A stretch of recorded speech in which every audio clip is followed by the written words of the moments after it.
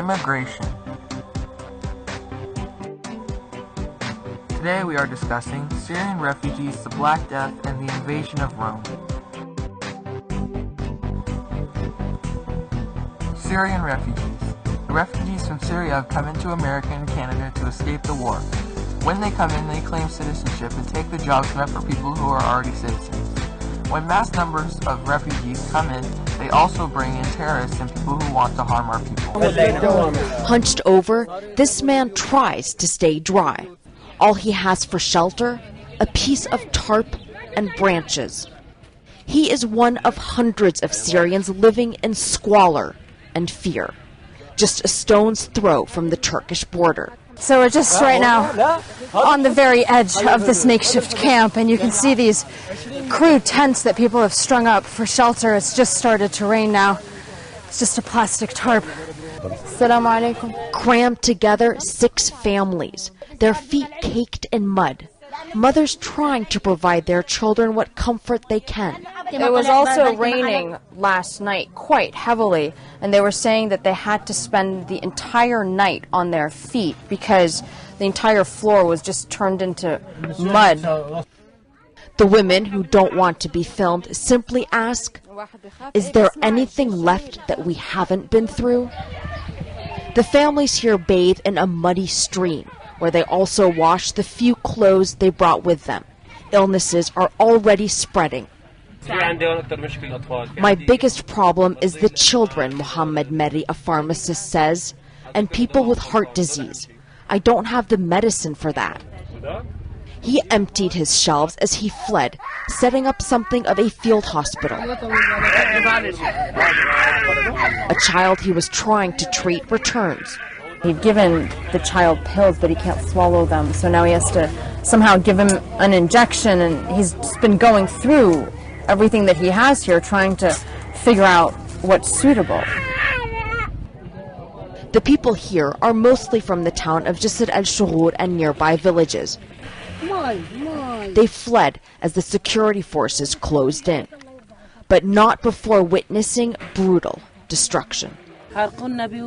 They set our fields on fire, destroyed our homes, this woman laments. The military had started bombing as we left, she says. Her family plans on crossing into Turkey for protection. But others choose to stay here, hoping against hope they will receive news of loved ones lost in the chaos. Some even dreaming of returning home. 26-year-old Musa tried heading back to his village a few days ago. I was on my friend's motorcycle and suddenly I saw the military advancing through the olive groves and they started shooting at me, he tells us. For now, Musa and many others watch and wait, fearful that the government forces will hunt them down in this wretched corner of their homeland. Arwa Damon Sianan near Kharbet al-Joz, Syria. The Black Death. The bubonic plague, famously known as the Black Death, was first seen in Europe in 1328 and it lasted until 1351. Although occasional outbreaks did occur for the next 60 years. The Black Death was able to reach even the most distant corners of the globe as it followed trade routes and immigrants. Rats, fleas, and big black buboes, here's 5 shocking facts on the Black Death.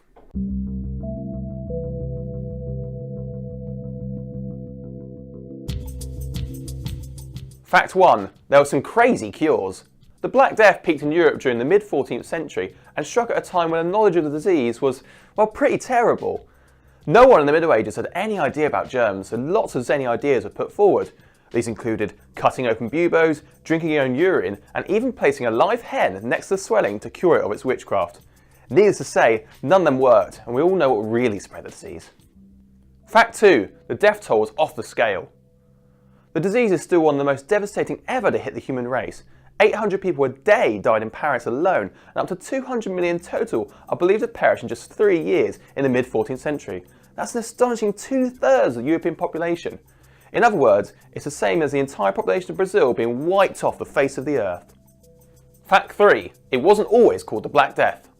After the largest outbreak, the disease continued to affect Europe for centuries afterwards. The term Black Death is actually very recent, and at the time it was known as the Great Mortality or the Pestilence. The reason for the Black Death name is either the disease's ability to kill flesh, turning it black, or the bleakness it caused to the human race. Fact 4. Beak-masked doctors are actually a Black Death myth.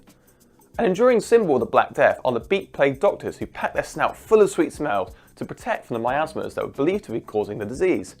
However, these bird-like doctors were not around during the period and only appeared later in 17th century outbreaks. Fact 5. It changed society.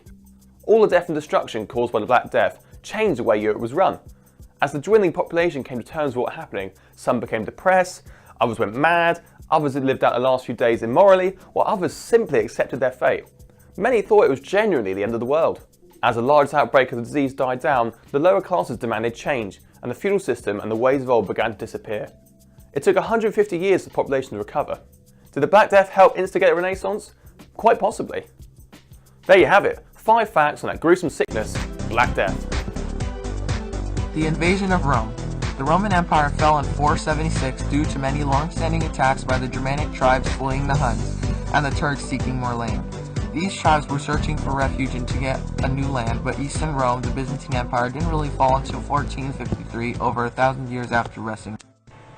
Thank you for watching! Created using POWTOONS.